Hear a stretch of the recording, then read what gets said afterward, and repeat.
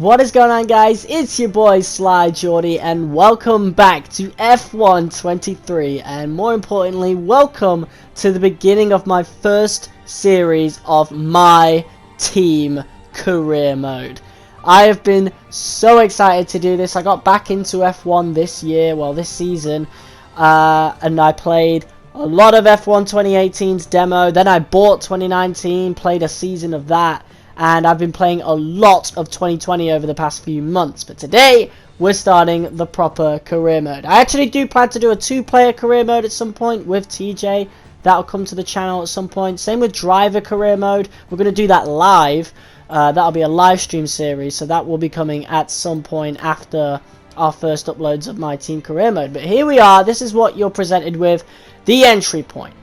There's midfield challenger, which we might actually start off in the future, maybe. I guess we'll see what happens. But we've also got championship contender. I don't think we'll ever use this. Maybe we'll use it for like one-off videos, one-shot videos. But we're obviously going to go with newcomer. Custom season, we're going to use that in future seasons. But for the first season, we're going to stick with what is the actual calendar.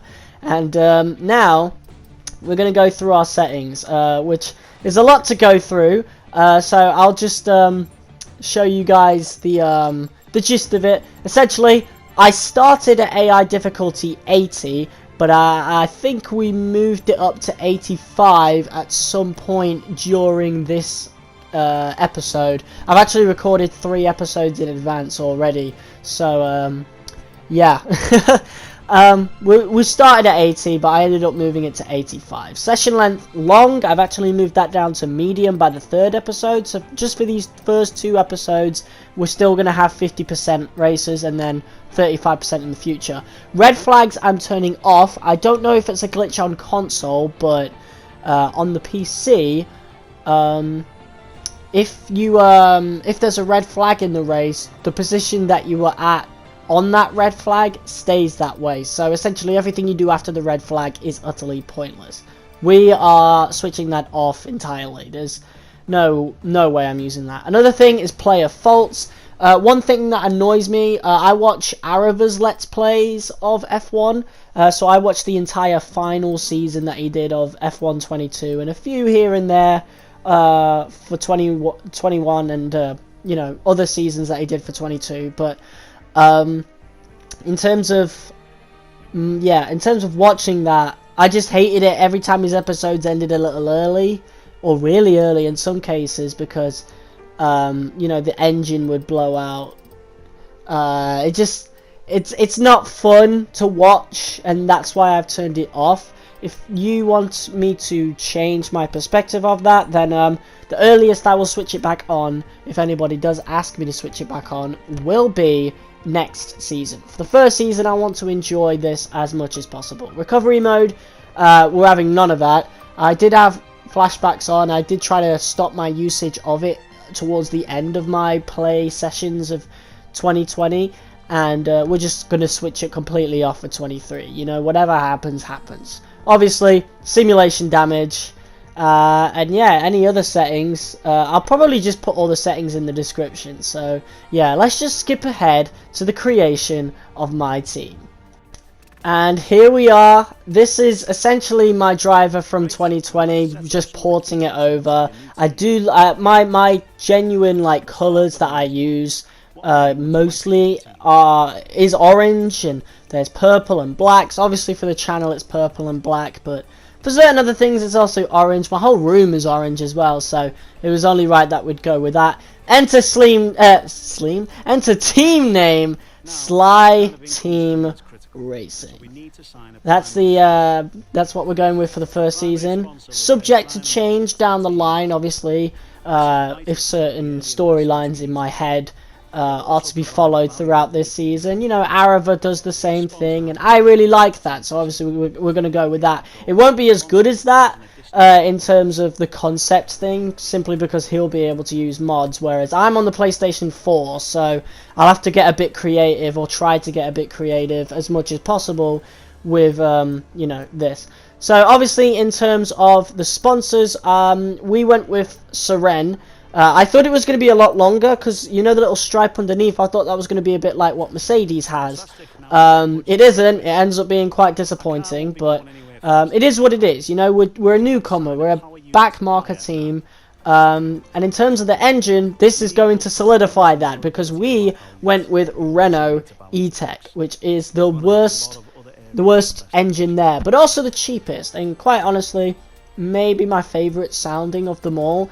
I don't know if I'll ever use Red Bull, to be quite honest with you, because it's a Honda powered engine, and I used that quite a lot throughout 2020, so I think eventually we'll get round to using all the engines, obviously, but for the start we're going to go with Renault and probably stick that way for the second season. Now, we got the second driver. Pretty decent choices, to be quite honest. I know that the AI of your teammate is a lot better than it was in 2020. It was garbage in 2020. No brainer, I'm going with Felipe Drugovich because Aston Martin's one of my favourite teams and Drugovich is that team's reserve driver. I wish that we were able to have other reserve drivers to choose from because it's weird how we have Drugovich as a choice but not Mick Schumacher, not Daniel Ricciardo. You know, that would be awesome. Those would be awesome to have as choices. Do you know how many people would go with Daniel Ricciardo? It's just insane. Anyway, now getting to make the livery, and well, let me just show you how it turned out.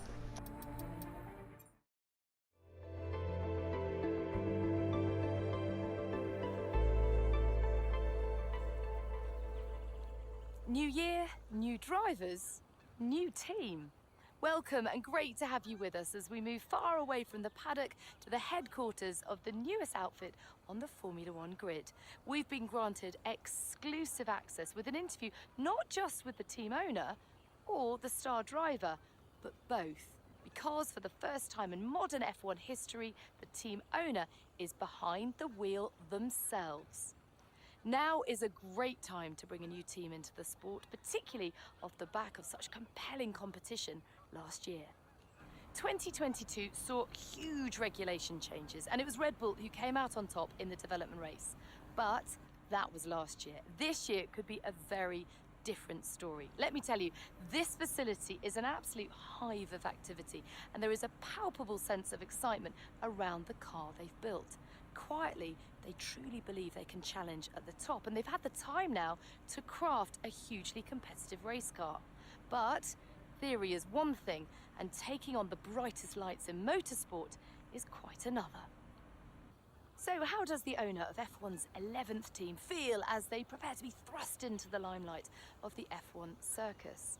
New driver lineups, Qatar returns, Las Vegas debuts, and the engineering race continues to push the sport and the drivers to new heights. What are they aiming for? Most excited about? Most nervous for? Well, soon we will meet them to find out. But first, let's take a look at the brand new car.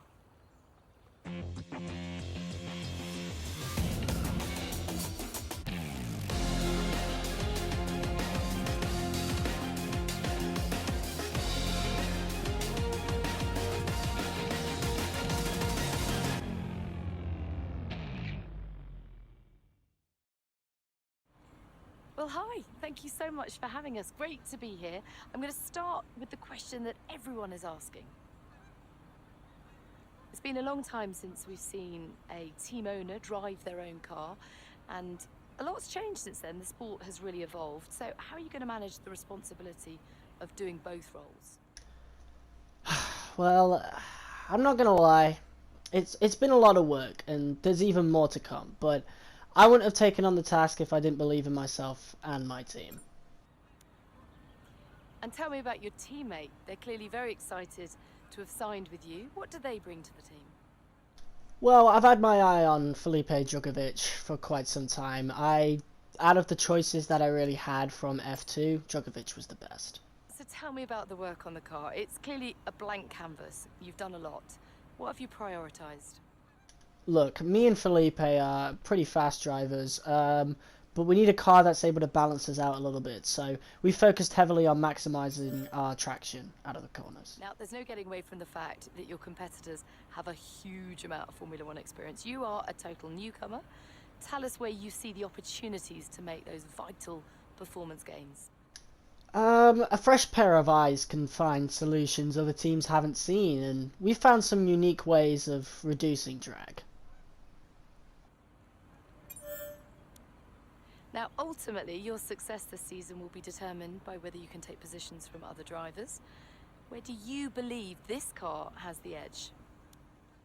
We've developed an incredibly light car. This helps both top speed and throughout the corners. And with so many disciplines and experts working so closely together here at your HQ, who gets the coveted Teacher's Gold Star? Who are you most proud of as the first race edges ever closer?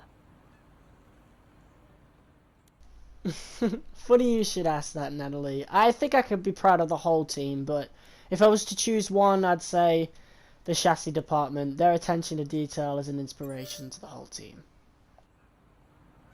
Well, I could talk to you all day. Thank you so much for your time, but I better let you get back to work. There's plenty more still to do. All the very best for your inaugural F1 season. Well, here we are, the beginning of my team career mode, and this honestly all looks familiar, even to me.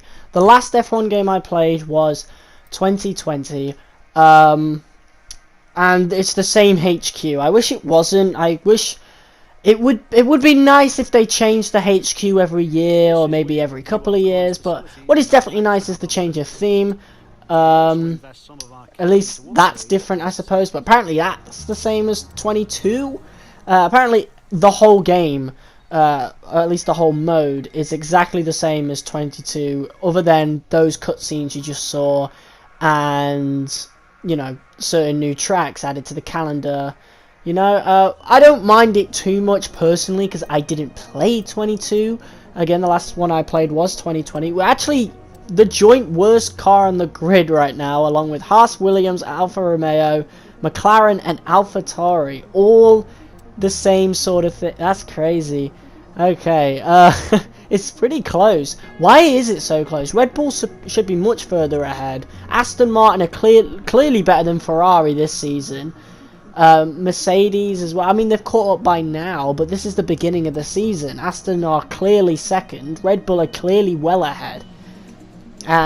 Whatever. So yeah, 22 races on the grid.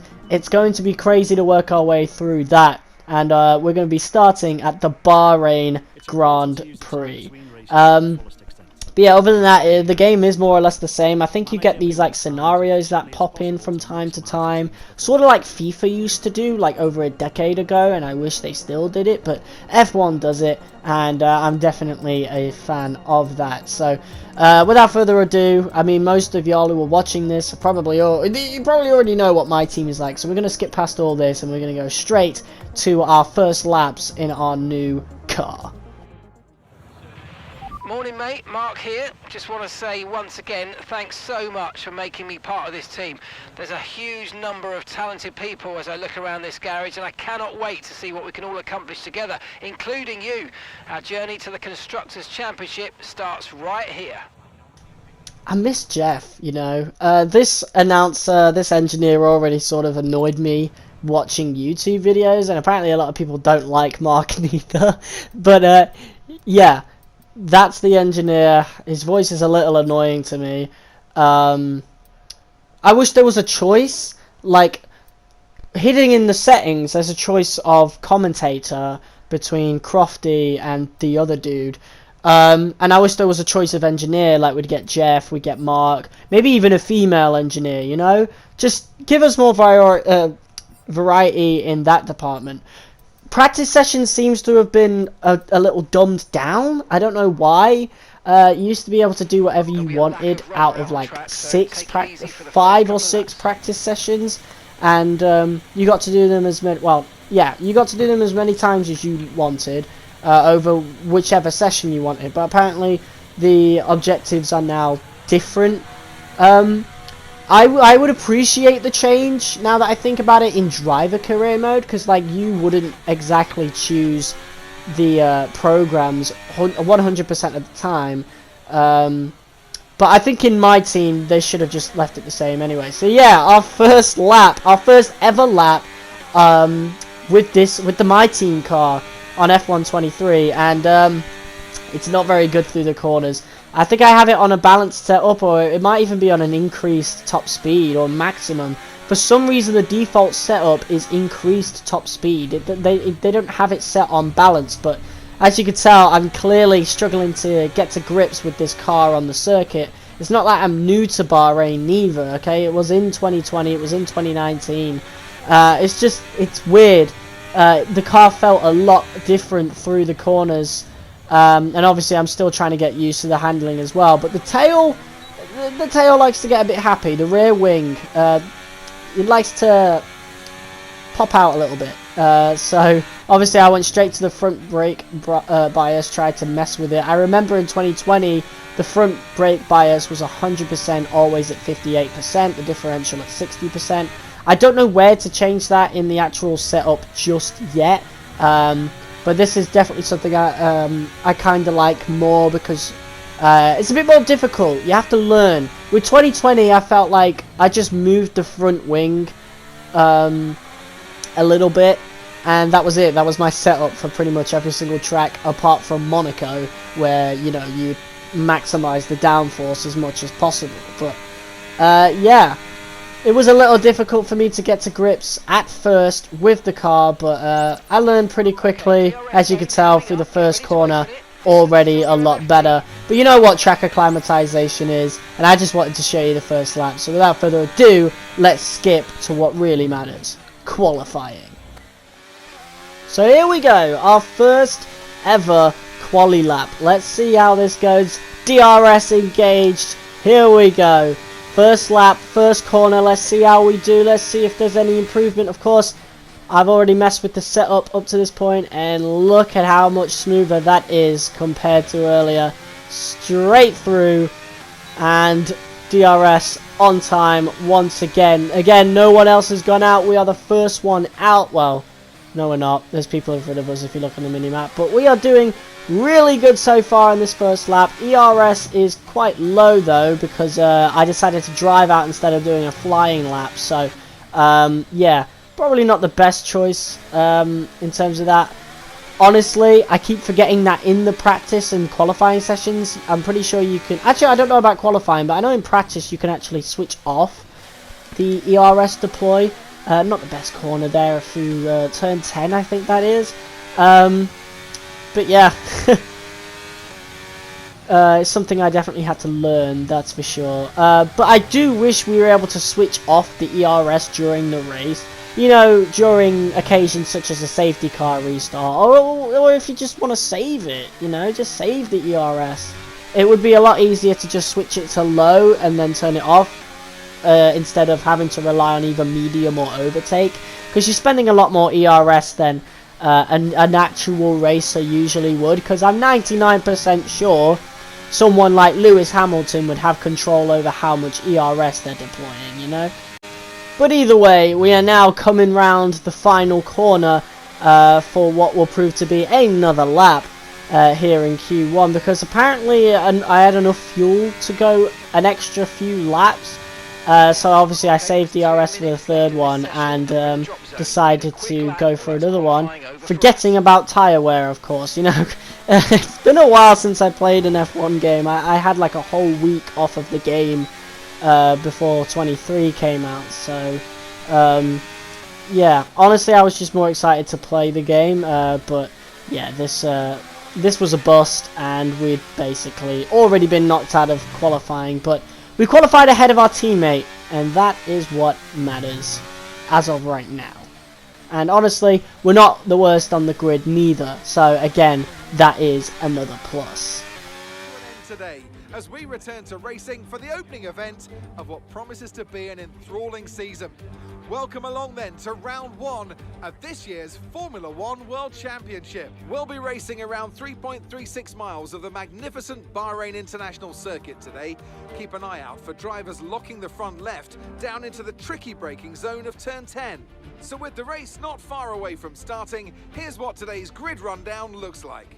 It's Sergio Perez on pole today, and a very happy Carlos Sainz will start second. Looking down the rest of the grid, we have Hamilton, Verstappen, Leclerc, Russell, Fernando Alonso, Ocon, Gasly, Stroll, Norris, Albon, Oscar Piastri, Tsunoda, Bottas, Magnussen, Hulkenberg, Joe, the owner driver, Sargent, De Vries, Sargent. And now it's time to head down to the track. A new season then, a clean slate where anything could happen. Anthony Davidson is with me today as once again we get another year of Formula One underway. We're into those tense few minutes before the first race then. Everyone's a little bit nervous about reliability. They haven't been running in the hot, turbulent wake of other cars in practice. And they've not been pushing at 100% for long durations. Let's hope no one has to deal with any nasty surprises. So yeah, a bit of a weird bug that we ran into there. That happens every race with the announcements just, you know, being muddled up for 20th and 22nd. It's not a huge issue, but there are bigger issues, of course, like the red flag glitch, and there's also an audio bug on PlayStation 4 that happens. I've not really heard about it anywhere else, but it happened for me. You'll see it later on. Well, you'll hear it, or you'll have a lack of hearing later on, because quite frankly there was no sound. But that wasn't until later on in the race, and honestly, after certain prior events that happen in the race, make it not matter anyway. So yeah. Here we are with our formation lap, the first formation lap I've ever had on the game, and yeah, just getting a feel for the car, trying to warm up the brakes. Not necessarily want to warm up the tyres too much, they are soft after all. They don't really last that long, especially on our car. Again, we might be like joint weakest on the grid with a bunch of other teams on the R&D chart, but this is the MyTeam car. You are the worst on the grid, you know? You might not be performance-wise, but in terms of tyre wear, gearbox wear, like, yeah, in terms of engine wear and all that, you are the worst on the grid. And you start to see that throughout here. But yes, here we are. Now, this is the first time I've ever done one of these little mini-games. Coming up to the starting line, 2020 didn't have this, of course, and we get purple in our first go. That's not a flex. I've never done that before, but we did it. I surprised myself, to be quite frank. And here we go. Up to 5 red lights. And away we go. And what a great start we've had. We blitz past Joe, past Hulkenberg, and we see a gap down the right.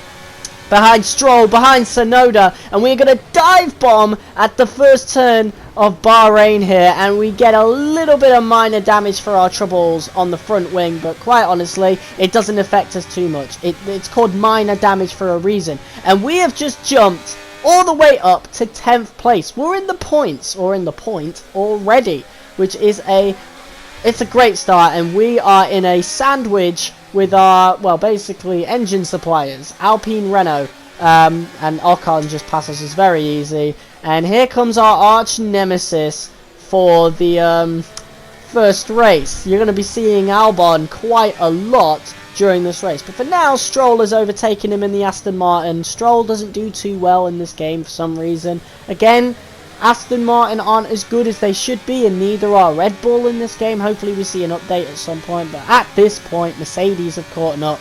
Ferrari are definitely a lot quicker now, so I don't know how it would go now, but I'm pretty sure I would still place Aston Martin pretty far up, especially Fernando Alonso. But yeah, as first laps go, very, very good. Very, very good start, and I love these more open tracks like Bahrain, where you could do maneuvers like that at the start. I love it. Although on multiplayer it would definitely end horribly. In terms of single player, it's the same strategy for every game ever, and at the end of the first lap we've taken a P11. We've got Lance Stroll coming down the left. I'm going to let him pass because he's in the Aston Martin. I know he's quicker than me, so I'm just going to let him pass. I'm not going to fight it. Albon, on the other hand, I am going to fight. I know he's at the similar pace as I am, so there's no way I'm going to let him do that much to me. And obviously, here we are, lap number 3. And the curbs are a bit more lethal than 2020. Sometimes you can actually get stuck on the curb. You don't see it as much on this race, but I think you just saw it then. But in the next episode, you're going to see it quite a lot, and it does get a little frustrating. But for now, Alexander Albon has passed us, and now we've got to try and get back at him. We going for the points is not our main objective here. We just want to do well. We're not fast enough for the points, to be quite frank, but if we can get somewhere near, then that's a really good start, and we're honestly showing a lot of potential. And there is a beautiful move. We lifted a little bit before that corner.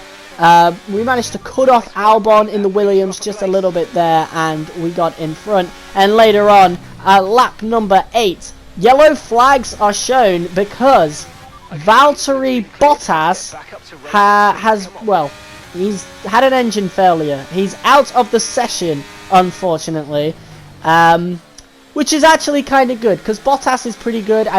Again, the Alfa Romeo would be another rival to us. He was behind us at the time, but we might have had to fight him later on, and it's Bottas. He's going to have a high overall. Albon being very aggressive with the defending there, typical Albon right there, but in the game it's even worse. And now we're going 3 wide down the big straight as Yuki Tsunoda joins the battle, and they both overtake us into the first corner.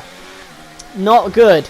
And we need to try and get those positions back now as we stick behind Albon, try to get a little bit of a slipstream. We've got DRS still. We're going to try and dive on him again, but this time we overshot it, and Albon's going to do the switchback and easily take that back. And Tsunoda now is a second ahead after that little fight.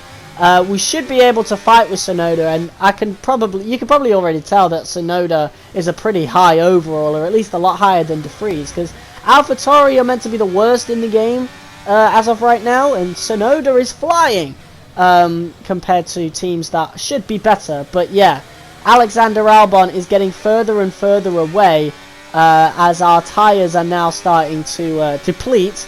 And this is what I mean by this is how we know we are the worst team on the grid, just because we just don't know how to take the tyre wear just yet. And same with the engine stuff, but you won't be able to see that just yet. We have to wait a few episodes for that. Even I have to wait a while. I'm not at that point yet.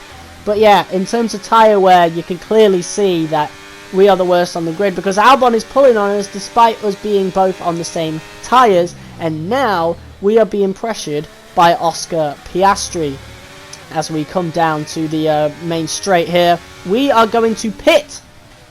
Clearly, we needed it. I don't know if we needed to pit this lap. I think we did.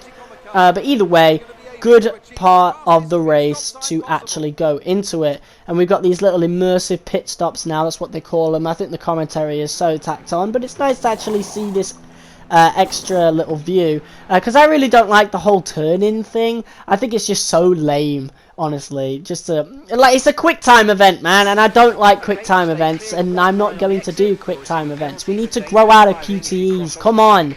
But yeah, we come out at 21st, last place, but that's because not many people have pitted yet, so we don't have to be too worried about that. Of course, we can get some of those positions back, if not all of them, if we drive pretty darn well.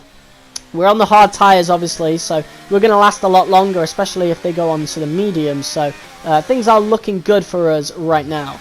And here we go, onto the big straight now. Albon, lap 15, has overtook us again, and here's the big rivalry. Oh, and he brake checks us, I think. That looks a little bit like a brake check there as Albon knocks that faulty part of the wing off. Honestly, I thought the wing would get replaced in our little pit stop, and in hindsight, I really wish I'd have just gone back in the settings and actually told them to do that. They say, oh, check your MFD for a new strategy. It's a glitch. It don't work. And yeah, that's race over. That's essentially race over, as we have to come in again, changing the tyres again, and changing the wing. And to make matters even worse, the pit crew screw up on the wing change, an error on the front wing attachment. things just went from bad to worse in our very first race of the series. Obviously, this is not how I wanted things to go. This is not how everybody else on YouTube would have had things going. Hell, in another life, hell, in a few months ago, I would have, you know, stopped it. I would have just restarted the whole race. And now, as you can tell, the sound just cut out in game. At first, I thought this was a TV problem. I started panicking a little bit because I really don't want to have to go buy a new TV, because then I literally can't do anything until I have a new one, because we don't have any spare TVs in the house. I freaked out. But no, this is an in-game glitch, because I experimented quite a lot and went back to the PS home screen. The sound came back. I have no idea what happened, but at the end, we did manage to pull quite a few seconds on Drugovich. We actually had more than that, but I slowed down at various points just to check out my settings. And Max Verstappen takes the win at Bahrain. We finish 21st. Behind our teammate Alexander. To rub salt in the wound, Alexander Albon is driver of the day. That is abysmal. That is abysmal from Codemasters. He brake checks me, gets no penalty, and is driver of the day. That is an absolute joke. And as you could probably hear, or probably not hear, there's still no sound. But yeah, Verstappen takes the win, as if there was ever any doubt. And honestly, we have to take the positives from this. We did see a little bit of potential from that race up until the big crash, of course.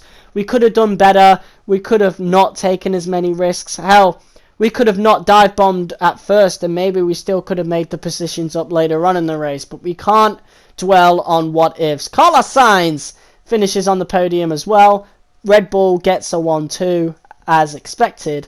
And that is the end of SLY Team Racing's first race. Double last, because Drugovich finished 20th.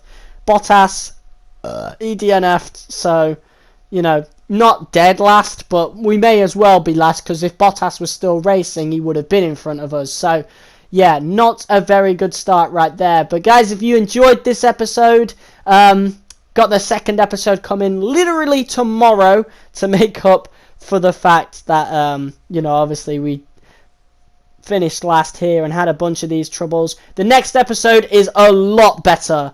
It ends a lot better. So stay tuned, and I'll see you next time. Cheers for watching. Peace.